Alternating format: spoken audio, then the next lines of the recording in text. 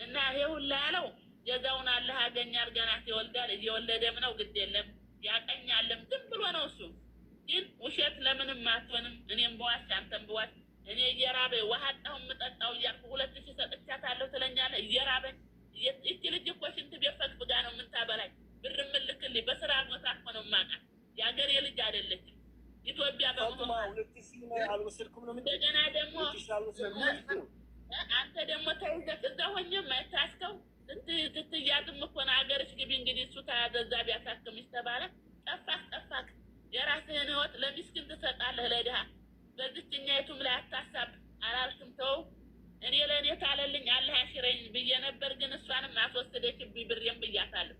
እዛው ቆማ ያሳክምሽ ብለሽ አላሳከምሽኝ ብያታለሁ መልቼ። እንደውም የእሷን አገር አበላሽቻለሁ እንደውም ማለት ነው። ሽንቴን ደፍታ ተሰራ ቦታ መታ።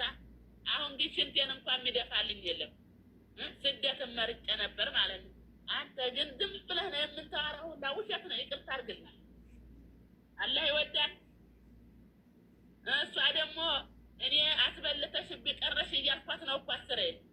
እና አላህ ይወዳል። ወደ ፍቅረኛ ስምዞር ወደ ምንስ እኔ በሽተኛው ስንክል ሆኜ ቁጭ ብዬ ዛሬ 100 ብር ያጣሁ ነኝ እዚህ ሀገር።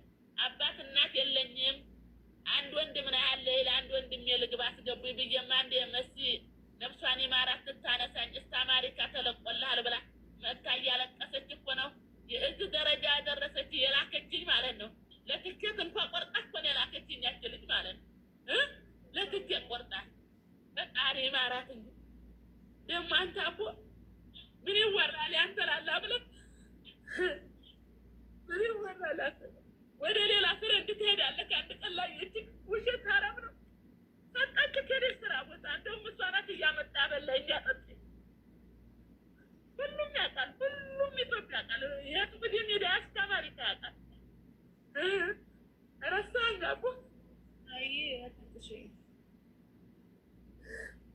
ዞሮ በሽታ የላትም። ምን አወራሁት? ምስጢር ደግሞ ምን አውርተኸኝ አቦ? ምሳም አላበላኸኝ አሳከምኳት እያልክ እየለቀቀኝ ውሸትህን።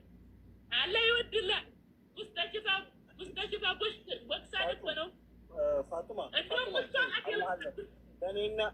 በእኔና በአንቺ መካከል አላህ አለ። እንዴት እንደዚህ ትያለሽ? አላህ አለ። እኔ አንቺን አልረዳሁም። አንተ እየበላ በመኪና እየሰራክ ስራ ቦታ እየሄድክ እየለመንኩህማ ይጠናል። እኔ ወይ አታከምኩ እያሞኘ ወሰድኳት ይላል።